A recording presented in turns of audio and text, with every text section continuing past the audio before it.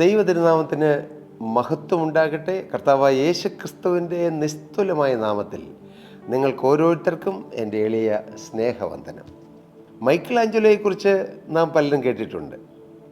വളരെ പ്രസിദ്ധനായ അദ്ദേഹത്തിൻ്റെ ജീവിതത്തിൽ സംഭവിച്ചൊരു കാര്യം ഞാൻ ഇപ്രകാരം വായിക്കുകയുണ്ടായി. ഒരു വീട്ടിൽ ആ ഉടമസ്ഥർ അവരുടെ വീട്ടിലുള്ളതെല്ലാം വിൽക്കാൻ തീരുമാനിച്ചു. അവരത് പരസ്യപ്പെടുത്തി. ആളുകൾ ഓരോരുത്തരായിട്ട് വന്ന് പലതും അവരുടെ ഫർണിച്ചറുണ്ട്, കിച്ചണിൽ ഉപയോഗിക്കുന്ന പാത്രങ്ങൾ, ഉപകരണങ്ങൾ, ഡ്രസ്സുകൾ, അങ്ങനെ ഒരുപാട് സാധനങ്ങൾ ആ ഭവനത്തിൽ ഉണ്ടായിരുന്നത് പലരും വാങ്ങിച്ചുകൊണ്ട് പോയി. മൈക്കിൾ ആഞ്ചലോ ഈ വാർത്ത കേട്ടപ്പോൾ അല്പം വൈകിപ്പോയി. അദ്ദേഹം ചിന്തിച്ചു, ആ വീട്ടിൽ എനിക്ക് പറ്റിയ എന്തെങ്കിലും കരകൗശല ഭംഗിയുള്ളതായ എന്തെങ്കിലും കാണുമായിരിക്കും. അദ്ദേഹം വന്നു നോക്കി. അപ്പോഴാണ് വീട്ടിൽ പറഞ്ഞത്, നിങ്ങൾ എന്താണ് വൈകിയത്? ഈ വീട്ടിലുള്ളത് എല്ലാ ആളുകൾ കൊണ്ടുപോയി, ഇനി ഒന്നും ബാക്കിയില്ല. അവിടെ കുറച്ച് ഒരു മാർബിളിൻ്റെ പീസ് കിടക്കുന്നുണ്ട്, അത് വേണമെങ്കിൽ എടുത്തുകൊണ്ട് വെക്കോ. മൈക്കിൾ ആഞ്ചലോ ചോദിച്ചു, അതിനെന്ത് വേണം? ഒന്നും വേണ്ട, നിങ്ങൾ കൊണ്ടുപോക്കോ, എനിക്കതിൻ്റെ ആവശ്യമൊന്നുമില്ല. എനിക്കത് ആവശ്യമില്ലെന്ന് മാത്രമല്ല, അതൊന്ന് മാറ്റി കിട്ടാൻ ഞാൻ ആഗ്രഹിച്ചിരിക്കുകയാണ്. മൈക്കിൾ ആഞ്ചലോ ആ മാർബിളിൻ്റെ ഒരു കഷണം, വലിയൊരു പീസ്, അത് അദ്ദേഹം തൻ്റെ വീട്ടിൽ കൊണ്ടുപോയി അനേക നാളുകളുടെ പരിശ്രമം മൂലം ഒരു മനോഹരമായ മാലാഖയുടെ രൂപം അതിൽ നിന്നും അദ്ദേഹം കൊത്തിയുണ്ടാക്കി. അത് വളരെ മനോഹരമായിരുന്നു. ആ വാർത്ത നാടെങ്ങും പരന്നു. അങ്ങനെ അദ്ദേഹത്തിന് വലിയൊരു തുക മാർബിൾ സ്തൂപത്തിൽ നിന്ന് ലഭിക്കാനിടയായി എന്ന് ഞാൻ വായിക്കാനിടയായി. പ്രിയപ്പെട്ടവരെ, ഞാൻ എന്താണ് ഈ വാക്ക് നിങ്ങളോട് പറഞ്ഞത്? ഇന്ന് വിലയില്ല, പക്ഷേ അതിലൊരു വില മറിഞ്ഞു കിടക്കുന്നുണ്ട്, ഇല്ലേ? ഇന്ന് ദൈവവചനത്തിനോ ദൈവിക കാര്യങ്ങൾക്കോ അനേകർക്കും വിലയില്ല, അല്ലേ? വിലയില്ല. പക്ഷേ വലിയ വിലയുള്ളതാണ് ഈ വചനം.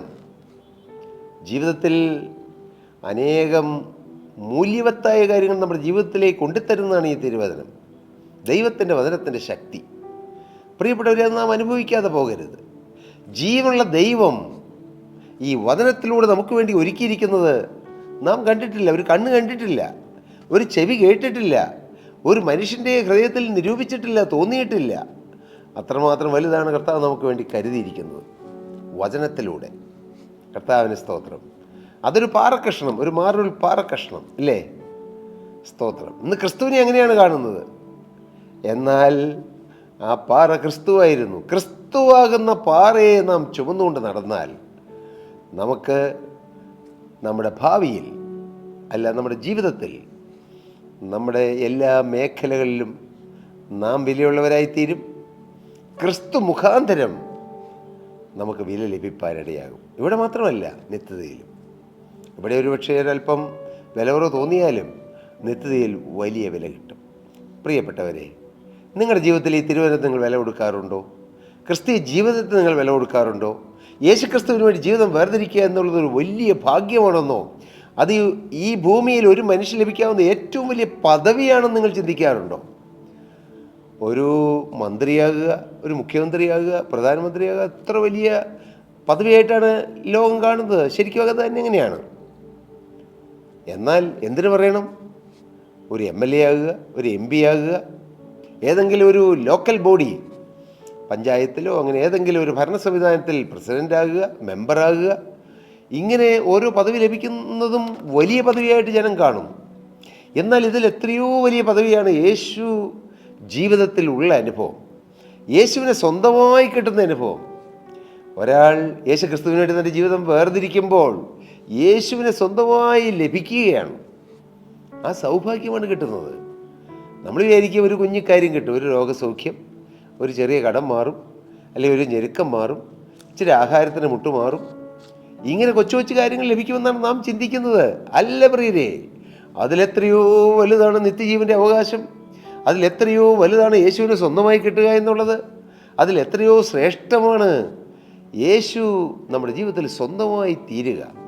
ഈ ഭാഗ്യ പദവിയാണ് വചനക്കേൾവി മൂലം നമ്മുടെ ജീവിതത്തിൽ ലഭിക്കുന്നത്.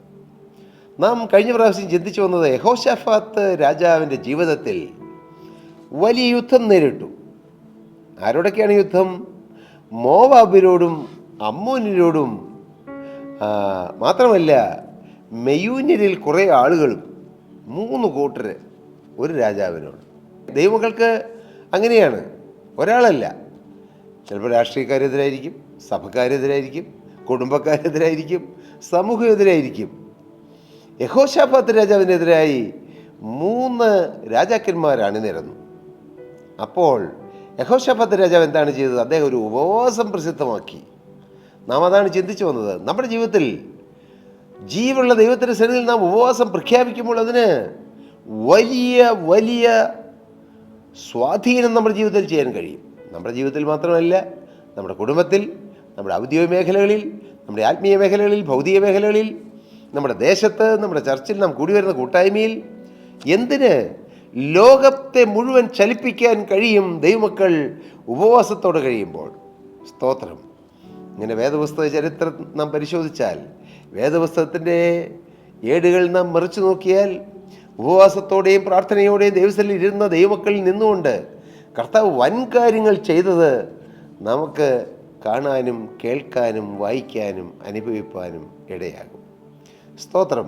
യഹോശാഫാത്ത് രാജാവിൻ്റെ ജീവിതത്തിൽ ആ രാജ്യത്തിന് ഒരു വലിയ യുദ്ധഭീഷണി നേരിട്ടപ്പോൾ അദ്ദേഹം ഒരു ഉപവാസം പ്രസിദ്ധമാക്കി. കർത്താവിന് സ്തോത്രം. കുറച്ച് ആളുകൾ വന്ന് യഹോശാഫാത്തിനോട് പറഞ്ഞു. ചിലർ വന്ന്, 2-ാം വാക്യം 2 ദിനവൃത്താന്തം 20:2, ചിലർ വന്ന് യഹോശാഫാത്തിനോട്, വലിയൊരു ജനസമൂഹം കടലിനക്കരെ നിന്ന് അരാമിൽ നിന്ന് എൻ്റെ നേരെ വരുന്നു, ഇതാ അവർ ഇങ്ങ് അടുത്തെത്തിയിരിക്കുന്നു എന്ന് പറഞ്ഞു. യഹോശാഫാത്ത് ഭയപ്പെട്ടു, യഹോവയെ അന്വേഷിപ്പാൻ താല്പര്യപ്പെട്ട് യഹൂദയൊക്കെ ഒരു ഉപവാസം പ്രസിദ്ധം ചെയ്തു. നല്ല ലക്ഷണം ഇല്ലേ? എന്തെല്ലാം കാര്യങ്ങൾ ചെയ്യാം. നിരാശപ്പെടാം, ഭാരപ്പെടാം, സങ്കടപ്പെടാം, നമ്മിൽ പലരും ചെയ്യുന്നത് പോലെ ഇല്ലേ? വലിയ കാര്യമൊന്നും വേണ്ട. ഒരു കൊച്ചു കാര്യം കിട്ടിയാൽ മതി, നിരാശപ്പെടും. ഒരു കൊച്ചു പ്രശ്നം വന്നാലും മുഖം പാടും, ശരീരം മുഴുവൻ തളരും. എൻ്റെ പ്രിയരെ, 3 രാജാക്കന്മാർ ഒരുമിച്ച് യുദ്ധത്തിന് വന്നപ്പോൾ യഹോശാഫാത്ത് തളരുകയല്ല ചെയ്തത്. അവൻ രാജാക്കന്മാരെയല്ല ഭയപ്പെട്ടത്, യഹോവയെ ഭയപ്പെട്ടു. യഹോവയെ ഭയപ്പെട്ട് അവൻ്റെ വഴികളിൽ നടക്കുന്ന ഏവനും ഭാഗ്യവാൻ. സ്തോത്രം.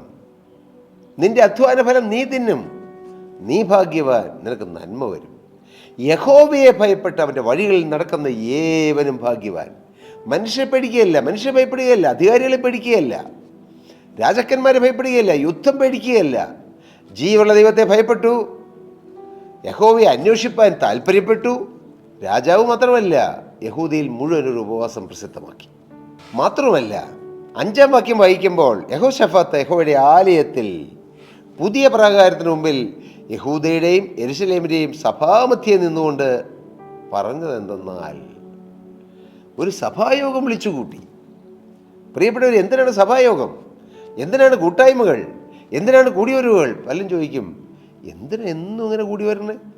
നിങ്ങൾക്ക് ഈ കറുത്ത ബൈൻഡിങ്ങുള്ള വെളുത്ത പേപ്പറിൽ അച്ചടിക്കപ്പെട്ടതായ ഈ ബൈബിളിൽ എഴുതിയിരിക്കുന്ന കാര്യം മാത്രമേ യുഗങ്ങളായിട്ട്, നാളുകളായിട്ട്, വർഷങ്ങളായിട്ട് പറയാനുള്ളോ? പലരും ചോദിക്കും. അവർക്ക് പാവങ്ങൾ, അവർക്കറിയില്ല ഇതിൻ്റെ വില, ഇതിൻ്റെ ശക്തി അറിയില്ല, വചനത്തിൻ്റെ ശക്തി. ഹല്ലേലൂയ, സ്തോത്രം. പക്ഷേ യഹോശാഫാത്തിന് ആത്മീയമായൊരു സുബോധം ലഭിച്ചിരുന്നുകൊണ്ട് അദ്ദേഹം സഭായോഗം വിളിച്ചു.